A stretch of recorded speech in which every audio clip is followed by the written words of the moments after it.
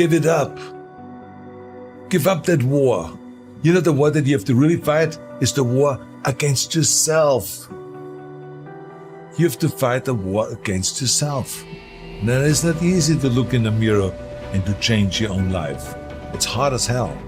You have to take responsibility. You have to learn new things. You have to feel uncomfortable. Good, because discomfort is how we grow. That's how we become strong. If you run away from discomfort and resistance your whole life, you will always be weak. And most people don't like being uncomfortable. If you don't want to be uncomfortable, please do not pursue success, because success is a very uncomfortable feeling. And I just learned to be comfortable being uncomfortable. Your comfort zone is irrelevant.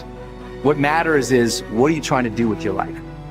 Future you is going to give you advice on what to stop, what to start, on what a more courageous action would be. What's the first thing they would tell you to be or do to be more courageous? You ain't gonna have much of a life.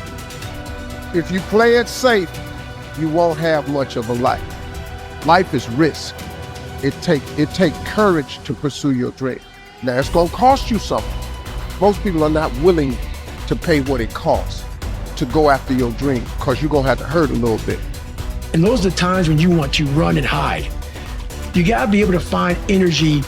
You gotta make up games, make up tricks, make up whatever you can to get to the next evolution of life. All successful people, if they fail by trying greatly, not by playing it safe and wishing and hoping that everything will work out all right in the future.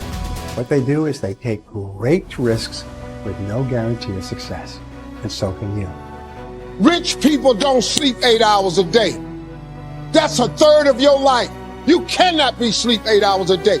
We do not retreat. We do not give up. We do not surrender. And the reason why most of you are not successful is because every single time stuff's not going your way, you give up, you quit, you let go. And people feel weakness. They feel it.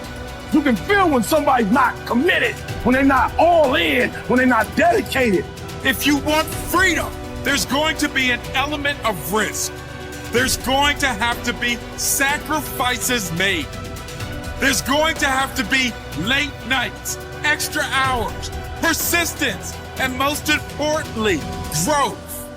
If you don't become someone else, you will not be able to earn your freedom. The person you are right now might not be good enough for the life you want. If you really want it, you're going to have to become someone else. The voice in my head said, you know what, man? You're gonna die never even trying to reach your full potential. And how's that gonna feel? So I'm gonna live even while I'm dead. I'm gonna be, because I believe in a higher power, whatever it may be. I don't know what it is. I believe that your mind lives forever. Some spirit, something lives forever. I'm gonna be haunted by the mere fact that I literally just, that's what I was. You wasted that life. That's what I was, man. You look back and here lies David Goggins, a punk. That's it. And I get to live, so whatever heaven or hell is, you're in hell the rest of your life. The rest of your life. And if there is a God, which I hope to God there is, knowing what I put myself through now, whatever memories I have, if there's any at all, I'll be a happy man. But I knew that I was getting paid for this while I was living or while I was dead. I was getting paid for this, because basically to me, it was a huge sin. I'm basically just gonna sit here and just be a comfortable man and not even try. Wasting your life is a sin, It's right? a sin. It is. I'm not even gonna try. I want you to get over this notion that I find so annoying that so many people have, that success and power in life is dependent on something like genetics. Like some people are born with a larger brain, or they have wealthy parents who are able to send them to the right school, or it's all a matter of luck. What really makes people successful and powerful in life, and it's not just me saying this, I read hundreds of books on the subject, what makes people successful is their degree of motivation. Yeah, I could repeat it 100 times, but it's true every time I say it. When you are motivated, when you feel yourself emotionally engaged in the subject, you learn faster. You learn what could take somebody 10 years to learn, you can learn in 2 years. When you feel emotionally engaged with something, you're able to push past all the obstacles. The sense that it's genetics or the size of our brain or our parents' money, you can't control any of that, obviously. And they can become kind of crutches for some people. But the amount of motivation you feel, the emotional connection you have to what you're studying or doing, that is something within your control. That is something you can choose to take. And it is, you're going to find people giving you all kinds of great advice about your careers, about where you should go, you know, your MBA, etc. But if there's one piece of advice that I think is more important than that, it is this idea of following these natural inclinations and creating your own career path and finding a way to engage those deepest motivating parts of your psyche. Unhappiness is simply the lack of progress toward a preset goal. If you're not making progress, see, that's when unhappiness sets in. But here's where happiness begins: making progressive progress. You don't have to arrive all at once. You don't have to have it immediately. But as long as you're making progress, as long as progress is part of your experience now, it is a fantastic source of inspiration. Now here's the next one. Source of inspiration, and that is achieving. When you finally have arrived at that goal that you set. I want to have this much experience and be able to do this by 30 days from now, 60 days from now, 6 months from now. And finally, that 6 months passes, and there you are. Finally, the time passes, and you have it. Finally, the time passes, and the skill is now beginning to be polished, and it is so unique and effective. Achieving is an incredible source of inspiration. But here's what we notice. When you do achieve, whatever you set out in the beginning, where you decided and planned and you got started and you progressed, when you finally achieve, that achievement is not much more inspiration than when you decided.